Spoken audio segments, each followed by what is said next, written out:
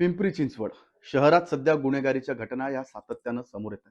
आता गुन्हे शाखेच्या कारवाईनंतर संपूर्ण शहर हादरलंय, कारण पोलिसांनी अशा 4 तरुणांना अटक केली जे बाहेरून अगदी सामान्य दिसत होते. त्यातलं कोणी कुरिअर बॉय, कोणी डिलिव्हरी बॉय, तर कोणी वाहन चालक म्हणून काम करत होतं.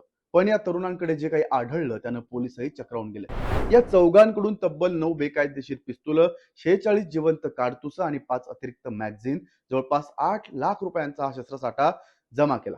शहरात हा शस्त्रसाठा नेमका कशासाठी आणला गेला होता, हा प्रश्न सध्या गंभीर बनलाय. अझरुद्दीन रफिक, सुतार, वैभव शेटे, सौरव जाधव आणि अक्षय कांबळे अशी अटक करण्यात आलेल्या आरोपींची नावं आहेत. पोलिसांच्या तपासात एक बाब जी आहे धक्कादायक ती समोर आली आहे. हे आरोपी सर्वसामान्य लोकांमध्ये सहज मिसळण्यासाठी डिलिव्हरी बॉय आणि कुरिअर कर्मचाऱ्यांची ओळख वापरत होते. पोलिसांना संशय आहे की डिलिव्हरी बॅग आणि कुरिअरच्या माध्यमातून बेकायदेशीर शस्त्रांची वाहतूक ही पुणे तसेच पिंपरी चिंचवड शहरात मोठ्या प्रमाणात केली जाते. त्यामुळे आता ही केवळ शस्त्र बाळगण्याची किंवा तक्रार राहिलेली नाहीये, तर यामागे एक मोठं रॅकेट कार्यरत असल्याची शक्यता व्यक्त केली आहे.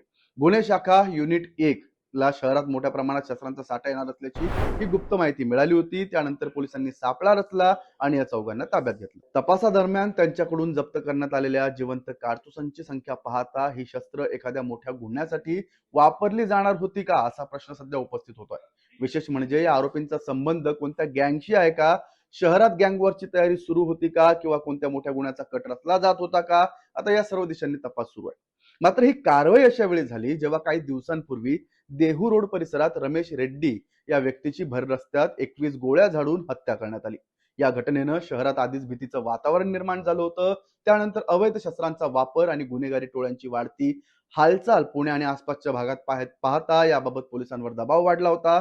त्यामुळेच आयुक्तांच्या मार्गदर्शनाखाली शहरात शस्त्रांविरोधात विशेष मोहीम सुरू करण्यात आली आणि या मोहिमेतली ही कारवाई अत्यंत महत्वाची मानली जाते. सध्या पोलिसांकडून आरोपींची चौकशी सुरू आहे. ही पिस्तुलं नेमकी कुठून आणली गेली, कोणाला पुरवली जाणार होती का आणि यामागे आणखीन कोणाचा हात आहे का, याचा तपास सुरू आहे.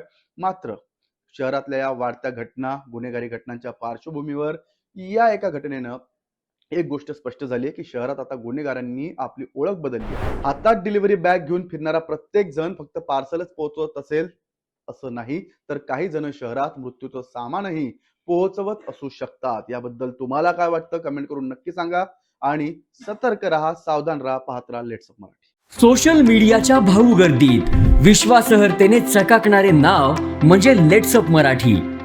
सगळ्यांना, सगळ्या नागरिकांना ती स्पीच, ती लेट्स अप वरील मुलाखती म्हणजे विचारांचा खजिना.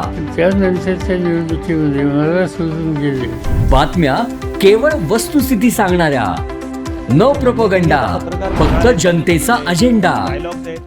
क्योंकि आने वाला कल जाने वाला है, जाने वाला कल आने वाला है. राजकारण, मनोरंजन असो की क्रीडा क्षेत्र, महाराष्ट्राची स्पंदने संवेदनशीलतेने टिपणारे माध्यम म्हणजे लेट्स अप मराठी. जगासोबत एक पाऊल पुढे राहण्यासाठी लेट्स अपचे ॲप, सोशल मीडिया आणि वेबसाईट सोबत कनेक्टेड रहा.